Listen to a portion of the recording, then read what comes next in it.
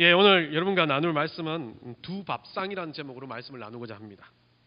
요즘은 웰빙의 시대라고 하고 풍요의 시대라고 합니다. 그러다 보니까 사람들이 입고 먹고 생활하는 것에 집중되어 있습니다. 그중에 특히 집중되어 있는 게 이 먹는 것인데요. 참 웃기게도 사람들은 예전에 있는 것으로 배불리면 끝냈는데 요즘에는 맛있는 맛집을 찾아다니는 그런 사람들이 늘어났습니다.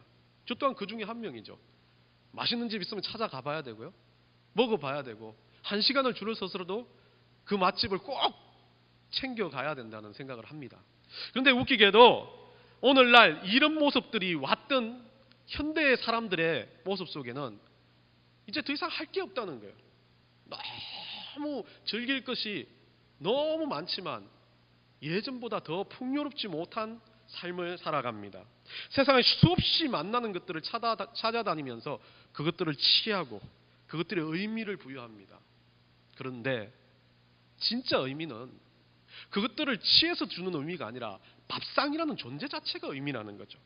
식객들이 맛있는 밥을 먹는 것보다 더 중요하게 생각되어야 될 것이 그 밥상이 주는 의미라는 겁니다. 과거 이스라엘 사람들도 마찬가지고 우리의 과거 선조들은요, 많은 주변 사람들이 아프고 힘들 때마다 자기 집으로 불러가지고 밥을 대접하고 지나가는 과객들을 대접하고 나그네를 대접하는 게 습관적이었습니다. 그러다 보니까 다들 인심을 잃지 않고 살았습니다. 그런데 오늘은 풍요로우니까 맛집을 찾아다니니까 돈 없이는 먹지 못하고 누구도 하나 길거리에 지나가면서 배고픈 사람에 신경 쓰지 않는 그런 척박한 세대가 되어버렸습니다. 근데 과거에는 잔치를 베풀고 이 밥상이라는 자리에 많은 사람들이 와가지고 먹고 마시는 게 풍요롭다, 즐겁다라고 생각했는데 오늘날은 그 집에 맛집에 아주 대단한 레스토랑에 사람들이 넘쳐나는 것만 좋고 풍요이고 밥상이 주는 의미는 없어졌고 그냥 거기에 있는 맛, 거기에 있는 멋, 거기에 있는 어떤 다른 요소만이 자리 잡아버렸습니다. 그러다 보니 밥상은 중요하지 않습니다. 밥 존재 자체, 그거 먹는 거가 맛있는 거 먹는 거, 그게 중요한 세대가 되어버렸죠. 그런데 이 먹는 거 중요하지만 밥상에서 주는 의미, 그리고 그 먹는 것으로 인해서 우리가 에너지를 얻는 건 참 어떤 것보다 중요한데 맛있는 거, 좋은 것도 좋지만 우리가 먹는다는 것 자체가 행복하다는 걸 우리는 알아야 됩니다. 사람이 짜증나고 악한 마음을 가지고 심지어 서로 죽여야 할 적군이라 할지라도 같이 먹으면요, 같이 먹고 있을 땐 서로를 죽이지 않습니다. 서로 싸우지 않습니다. 우리말에 먹을 때 개도 안 그린다는 말이 있어요. 이 먹을 때는 누구 하나 다 편안하게 먹고자 합니다. 먹을 때는 누구 하나 다 풍요롭고 싶어 합니다. 사람은 감정적이어서 배가 고프면 짜증이 나요. 서로 싸웁니다. 그러나 배가 부르면 짜증날 짜증도 조금은 줄어듭니다. 그래서 서로가 서로를 바라보는 눈빛이 달라진다고 합니다. 영업을 하는 사람이나 마케팅을 하는 사람들은요, 이 먹는 것을 중요시 여깁니다. 그래서 먹여놓고 그 사람들한테 물건을 파는 경우가 입을 즐겁게 하라는 거죠. 입이 즐거우면요, 그 사람 마음이 즐거워질 수 있다고 말합니다. 입이 즐거우면 경계의 벽이 무너진다라고 말합니다. 상대방에 대해서 자신을 열어줄 수 있다라고 말합니다. 경계의 장벽을 무너뜨리는 것, 그것을 먹는 것이라고 말하지만 저는 먹는 것보다 경계의 장벽을 무너뜨린 것은 밥상 앞으로 들어오는 것, 밥상의 자리에 앉는 것 자체가 무너진 거예요. 그냥 거기에서 먹을 수 있다는 건 누군가와 함께, 자기와 함께 즐겁게 담소를 나누면서 식사를 할 수 있다는 건 그것은 그 사람의 경계가 없어졌다는 이야기를 합니다. 잔뜩 짜증나고 찌푸릴 때 여러분들 있습니까? 저는 그렇게 생각해요. 막 잔뜩 짜증나고 찌푸렸을 때 상상을 합니다. 물론 우리 아내가 밥을 안 해주는 건 아니에요. 근데 상상을 해요. 정말 저의 기억에 너무 맛있었던 기억, 너무 괜찮았던 기억, 구수한 된장찌개에 봄나물을 무치고요, 새콤하게 무생채도 옆에 버무려 놓고 버섯 양파는 살짝 볶아 놓고 그리고 쌉싸름한 산나물을 이렇게 추가를 합니다. 그러면 이제 매콤한 고추장 하나에 밥을 떠놓고 따뜻한 김이 모락모락 나는 밥에 다 넣어요. 다 넣고 산나물도 넣어가지고 고추장 한 숟가락 떠가지고 넣고 화령정정 거기다 참기름을 한 방울 떡 떨어뜨립니다. 우리 요리사 중에 한 명이 말하잖아요. 얼마나 맛있게요. 이 쓱쓱 비벼놓고 보면 얼마나 맛있어 보입니까? 그게 한 숟가락 떡 떠가지고 입에 넣고 그걸로 만족이 안 되잖아요. 이 된장찌개 한 숟가락 뜨거운 거 후후 불어가지고 입안에 확 집어넣으면 입안에서 이 된장찌개가 막 그 비빔밥을 훌훌 들어 감아가지고 넘어가는데 그 달콤하고 구수하고 매콤하고 어떤 맛으로도 표현할 수 없는 그 맛을 그냥 상상으로만 해도 기분이 좋아져요. 그냥 좋다 이 맛이야 라고 생각했던 그 맛이 내 상상 속에 내가 먹어봤기 때문에 느껴졌던 그 맛이 탁 들어오는 순간 그냥 내가 뭔 생각했지 짜증나는 거 다 접자 라고 하면서 주변에 있는 밥집을 이리저리 쳐다보는 그런 모습을 가집니다. 이게 밥의 힘입니다. 밥상 앞에 마주 앉으면 밥상 앞에 밥을 먹는다고 상상만 해도 사람은 짜증나고 힘든 것이 사라진다는 거죠. 그만큼 중요한 겁니다. 밥을 먹는 것, 밥상의 자리가 되는 것, 힘을 가지는 것, 생명을 새롭게 탄생하는 것, 생명을 유지시키는 것, 그리고 또 더 나은 생명으로 힘을, 에너지를 얻는 것. 이 밥상의 의미는 참 많은 것을 가지고 있습니다. 그래서 저는 이 밥상을 희망의 자리라고 생각합니다. 이 밥상은 생명이 되는 자리라고 생각합니다. 좀 문제가 있지만 좀 유명한 목사님 한 분 잠깐 문제 있다 소리 들렸지만 최일도 목사라는 목사님이 그 입안 먹고 밥이 되어라는 책에서 물론 목사님이 잘못할 수 여러 가지 있지만 그 책 중에 참 중요한 내용 제가 보기엔 너무 가슴에 와닿았던 저하고 똑같은 생각을 하는 내용이 있었습니다. 그 내용이 뭐냐면요. 밥을 앞에 놓고 형식적인 기도를 할 것이 아니라 깊은 묵상을 한번 시도해 보십시오. 하나님께서 이렇게 주신 것에 대해 감사하고 감격한 마음이 없으면 먹지 마시든지 웃음? 이거는 그냥 갈로로 해놨어요. 몇 끼를 굶어 보십시오. 그러면 웬만하면 밥이 웃는 것이 보일 것입니다. 그 밥을 숟가락으로 떠서 입가에 가져오다 보면 밥알 하나하나리 춤추는 것이 보입니다. 환희와 기쁨 자체이지요.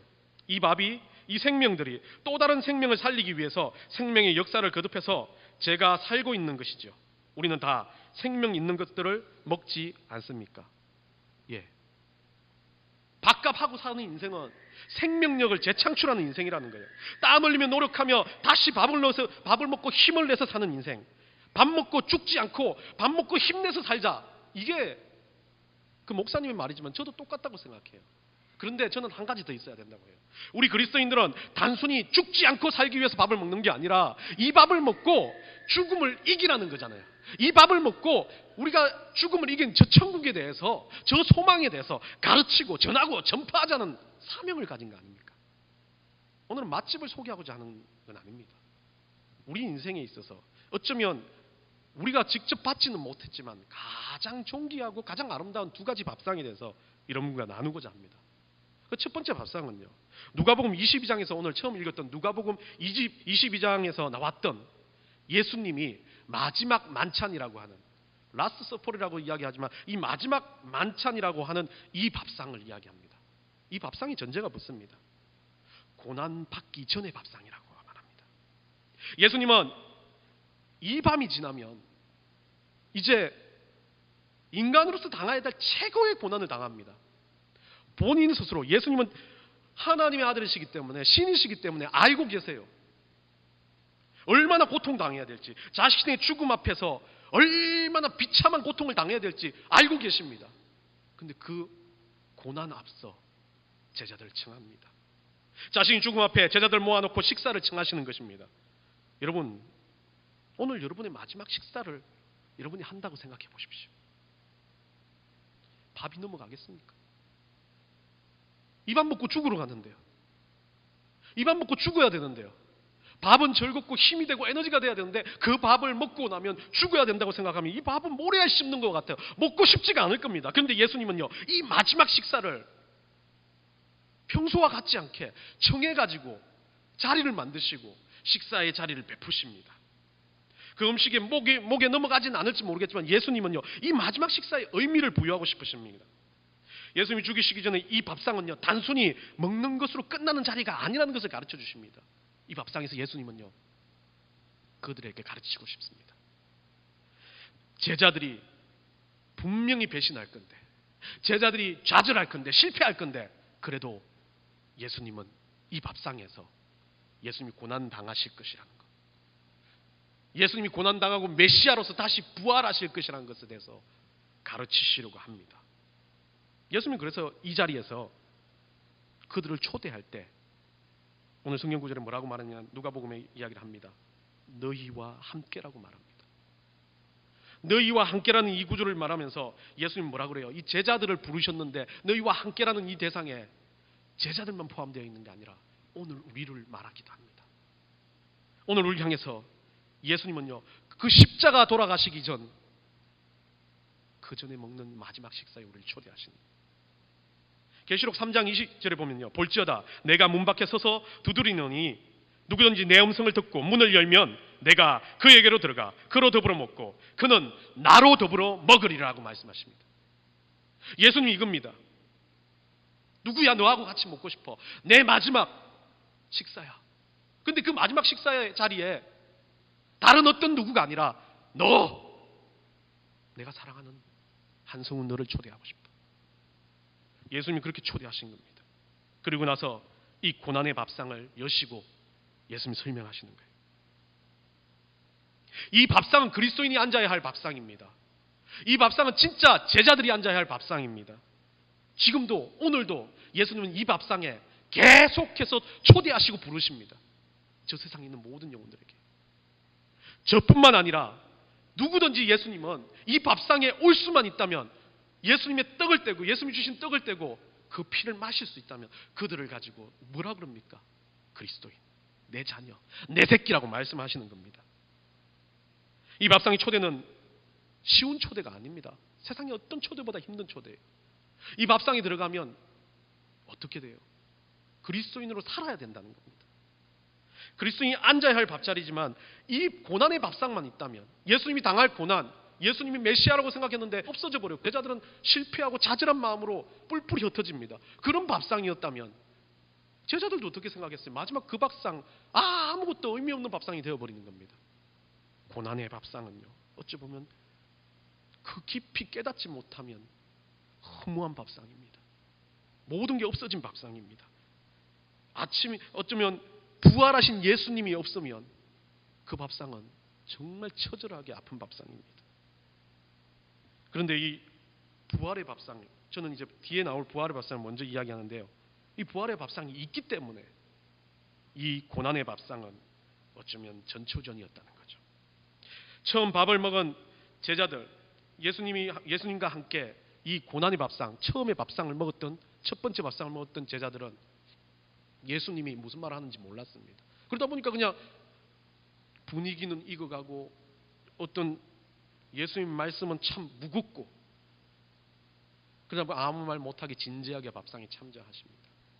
그런데 예수님이요, 오늘 이 밥상에서 뭐라고 말씀하시냐면, 이 밥상 앞에 예수님은 이 유월절 먹기를 원하고 원하노라고 말합니다.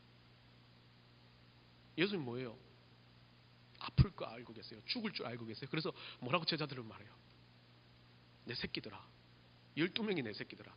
11명이죠 그때는. 11명이 내 새끼들아. 너희들, 가룟 유다 들어갔으니까 12명이라고 말하면 돼요. 가룟 유다까지 사랑했으니까. 너희들 같이 먹고 싶은데 너희들이 힘들 거야.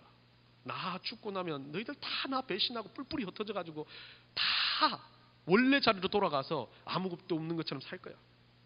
난 알고 있어. 근데 내가 너희들을 너무 사랑해. 이 유월절, 과거에 패스오버라고 말했던 그 유월절, 정말 문설주의 어린 양의 피가 발리지 않으면 다 죽어버려 했던 그 유월절이 다가왔고, 그 유월절의 자리에서 내가 너희들하고 먹는 이유는 뭘까? 난 내 피로 너희들을 덮기를 원한다. 내 피가 너희들을 덮어서 너희들이 저 세상의 죄에서부터 끊어지기를 원하노라고. 너희들은 어떻게 느낄지 모르겠지만 내가 너희들 끌어당겨가지고 머리채를 잡고 오는 것처럼 데리고 와서 이 자리에 앉혀놓고 진지하게 이 의식을 행하는 이유는, 내가 죽기 전에 이 밥상에서 너희들이 좀 나 메시아가 죽는 걸 너희들이 알고 깨달았으면 좋겠다. 힘들 건 알겠지만 너희들이 당할 고통도 너희들이 당할 좌절감도 나는 느낀다고. 고난의 밥상에서 떡을 가지시고 예수님 몸으로 말씀하십니다. 포도주를 가지시고 예수님이 쏟으실 피로 비유합니다. 예수님 뭐라 그럽니까? 이 떡 떡조각이 찢어지면서 이 떡조각이 찢어지는 것처럼 내 살이 찢어질 거라고. 그 찢어지는 고통보다, 내 피가 모두 쏟아지는 그 고통보다 나는 너희들을 사랑한다. 그래서 내가 너희들을 위해서 죽겠다. 고난의 밥상에서 예수님은요, 가시는 길에서 알려주세요. 가시는 길에서 말씀해 주세요. 내가 너희들 때문에 죽겠다고. 내가 날 배신할 그냥 내가 죽고 나면 떠날 돈을 쫓아, 욕망을 쫓아, 인간의 이기를 쫓아 살아가는 너 때문에 죽겠다라고요.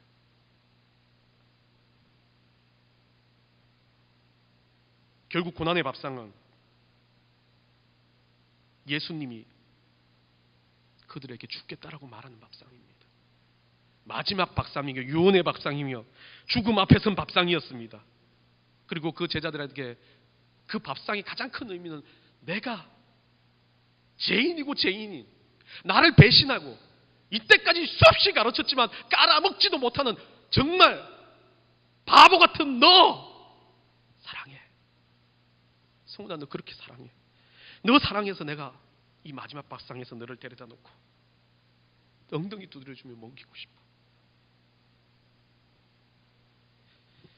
예고편이었던, 어쩌면 이 고난의 밥상은 예수님이 주실 밥상 중에 예고편에 불과했어요. 부활의 밥상이 다가올 거라고. 그렇게 아픈 밥상을 가지고도 예수님이 그 밥상을 굳이 꿋꿋하게 행했던 이유는 이 부활의 밥상이 있기 때문이에요. 성경에 많은 사람들은 그렇게 말씀하시지 않겠지만 우리는 성찬 예식을 하고 성찬을 할 때 이 고난의 밥상, 누가복음 22장 19절 말씀에 쫓아서 이것을 하라고요? 하며 기념하라는 그 의미를 쫓아서 합니다. 맞아요. 그거 해야 돼요. 그런데 중요한 건 누구도 말하지 않았는지 모르겠지만 성경에 보니까 제자들 앞에 부활하시고 나타나가지고 아침 조반의 자리를 만드시더라고요. 그게 부활의 밥상입니다. 저는 고난의 밥상은 예수님이 우리를 사랑하셔서 메시아로 가는 전초전의 밥상이었어요. 그렇기 때문에 유월절에 대한 의미, 성경적인 의미가 아주 깊은 의미의 밥상이었습니다. 그런데 진짜 의미의 밥상은 부활의 밥상이 있다고 봅니다. 우리의 인생은요, 고난의 밥상으로 끝나는 게 아닙니다. 부활의 밥상이 다가오고 있습니다. 자, 고난의 밥상은 그래서 결국은 부활의 밥상에 대한 예고편이었던 거죠. 요한복음으로 가봅니다. 요한복음 21장에 가보면요, 이 나오는 밥상이 부활의 밥상이라고 저는 칭하는데요. 이 부활의 밥상에서 예수님은 아주 자연스럽게 밥상을 펼쳐놓습니다. 고난의 밥상은 좀 인위적이게 준비를 하고 예수님 행동도 그렇게 떼시고 가르치기 위해서 포도주를 부으시면서 피로 의미를 이야기합니다. 그런데 여기 부활의 밥상은 그냥 아침 조반 자리예요. 너무 평범한, 밤이 맞도록 일하고 온 제자들이 물고기를 못 잡았었잖아요. 그런데 예수님 말한 대로 잡고 물고기를 가지고 돌아왔어요.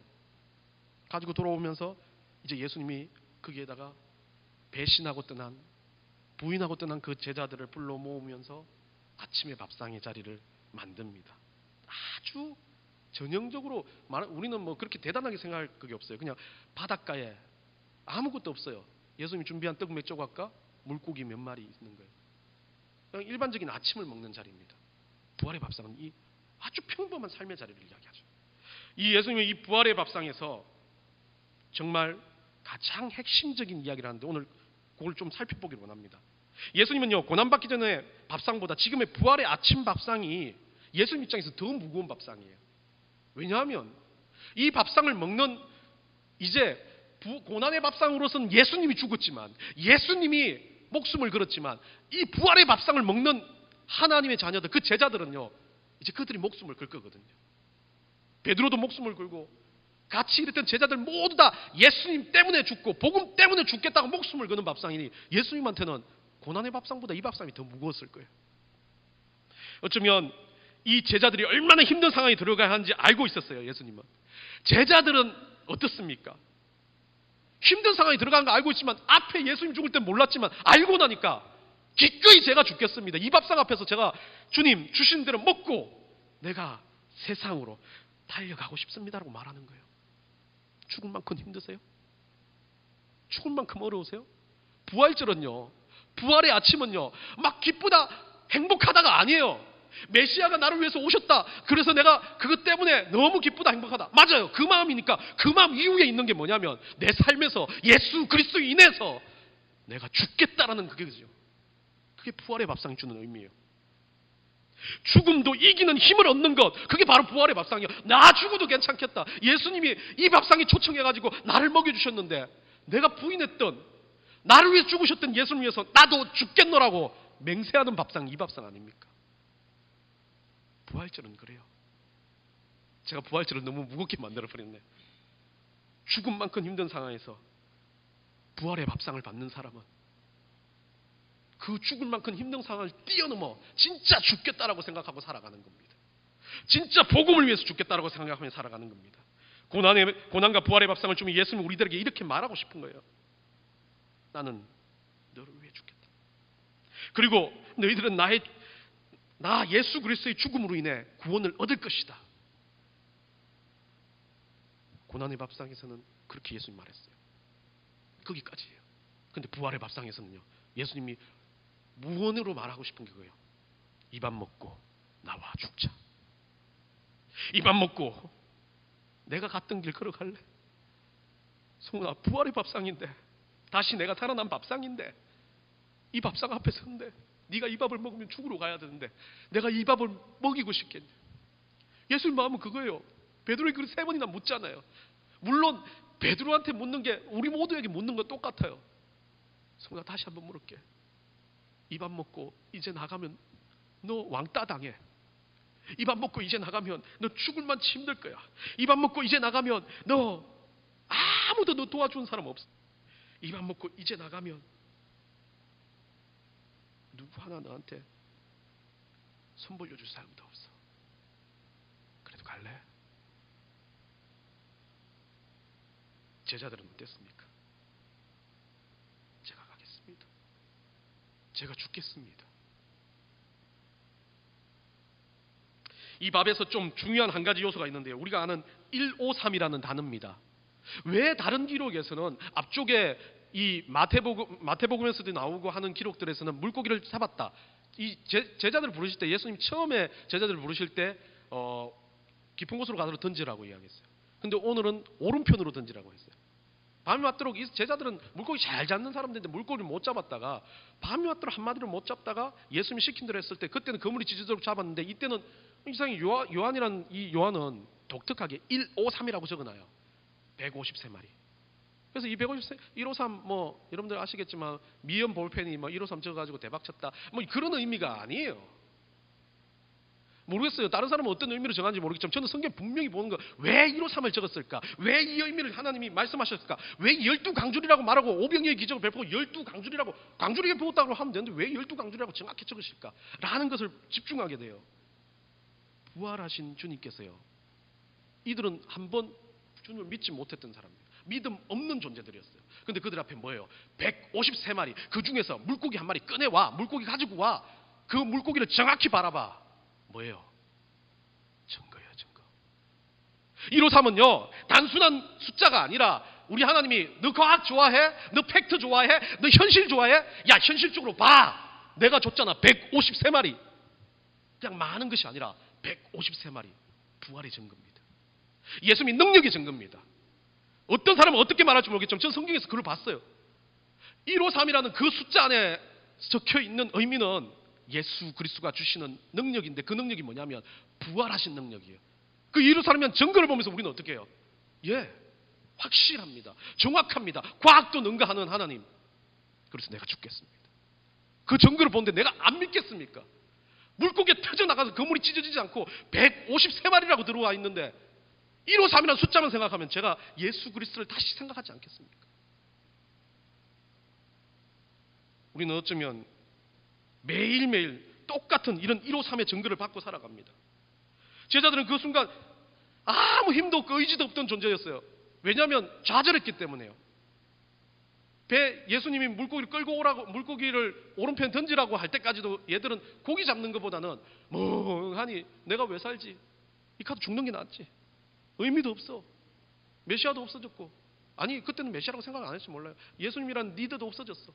우리가 생각할 그 로마 압제로부터 구원할 사람이 없어졌어.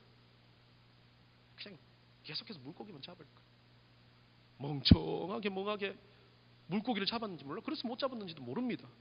어떤 상황인지 모르겠지만 한 마리도 못 잡은 그들에게 오른편으로 던졌을 때 기적이 일어났다는 거죠.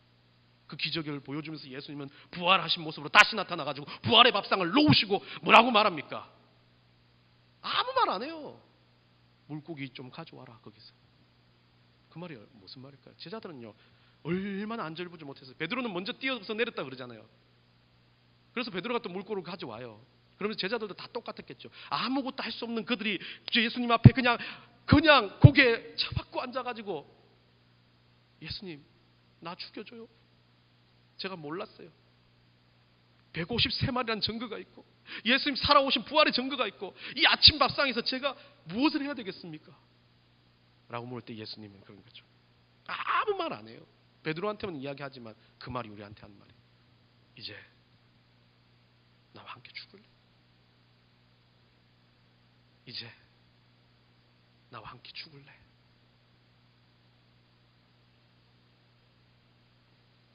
그러면서 예수님은 말해요. 물론 연결된 시차로 봤을 때는 아마 뒤쪽에서 예수님이 하고 싶은 말, 마태복음 28장에 말하는 뒤쪽에서 했을 거예요. 아마 먼저 나타나시고 이 제자들을 부르시는 장면에 예수님이 하고 싶었던 응축된 메시지가 마태복음 28장 19절에서 20절 우리가 암기하는 구절이잖아요. 그러므로 너희는 가서 모든 민족으로 제자를 삼아 아버지와 아들과 성령의 이름으로 세례를 베풀고 내가 너희에게 분부한 모든 것을 가르쳐 지키게 하라. 볼지어다 내가 세상 끝날까지 너희와 항상 함께 있으리라. 이 말씀에서 말하는 게 그거잖아요. 예수님이 우리한테 이 아침밥 내가 줄게 먹어. 그러면서 혼자 죽지 마. 내가 먼저 죽어봤잖아. 나는 부활했잖아. 그러니까 내가 너하고 어떻게 할 거야? 계속해서 같이 있어 줄게. 네가 죽는 게 아니야.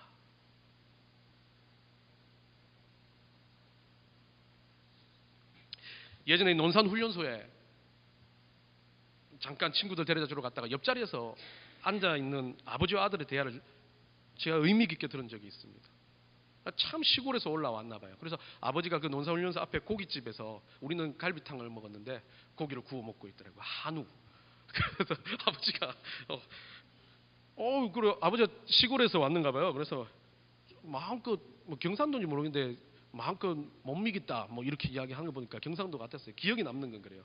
경상도인지 뭐 어떤지는 모르겠지만 많이 무라 실컷 무라 군대 가면 많이 힘들 낀데 이거 먹고 잘 견뎌야 된다. 그러니까 아들이 고개를 훅 숙이면서 아들이 저는 그냥 좀 그런 아들인 줄 알았어요. 별로 뭐 그거 하지 않았는데 아버지가 고기 사주는 건 줄 알았어요. 근데 아버지가 하는 말이 뒷말에 그래요. 한 번도 못 먹어봤지 그러더라고요. 그래서 저는 참 부자가 모습이 좋았어요. 편안해 보이고. 근데 아들은 고기를 못 먹더라고요. 고기를 쿡 숙이고. 그러면 아버지가 구워주는 거 보고 무라 하니까 괜찮습니다. 아버지도 드십시오. 그렇게 이야기하더라고요. 그러면서 아들이 한 말이 제 가슴에 박혔습니다. 아버지 이제 누가 농사 도와줘요? 아무도 도와줄 사람 없는데 아버지 허리 아파서 농사 어떻게 질라 그럽니까? 그리고 그 말을 하면서 아들이 글썽글썽 하더라고요. 조금만 참으이소. 아버지 끝나고 나면 내가 군복무 마치고 나면 아버지한테 다시 돌아갈게요. 이 자리가 예수님이 주셨던 부활의 밥상과 같은 느낌이었어요. 예수님이 그래요. 성훈아 많이 아플 낀데 많이 힘들 낀데 이거 먹으라. 많이 먹고 열심히 살아야 된다. 너 목사잖아. 말씀 전해야 되잖아. 교회도 개척했잖아. 아무도 안 올 수도 있어. 손가락질 할 수도 있어. 그냥 네가 평생 그렇게 살 수도 있어. 왕따 당할 수도 있어. 그래도 성아 이거 먹고 힘내서 버텨야 돼. 그러면 이 아들이 대답한 믿음의 고백이 그거잖아요. 제 고백에 대해서 아버지 예수님 맞아요. 아파도 좋고 죽어도 좋고 삼켜도 좋고 욕먹어도 좋고 손가락질 받아도 좋아요. 다 할게요 주님. 근데 제가 주님 하나 있는 건 내 아버지 계시고 아버지가 농사 짓고 아버지가 사는 그 천국에 제가 이거 끝나면 갈게요, 아버지. 제가 이거 끝나면 가서 아버지 옆에서 도와드릴게요. 아버지 옆에서 웃으면서 아버지하고 같이 그렇게 살게요. 여러분, 그거 아니에요. 그리스도인이란 이거예요. 부활의 밥상에서 받는 의미는 이거예요.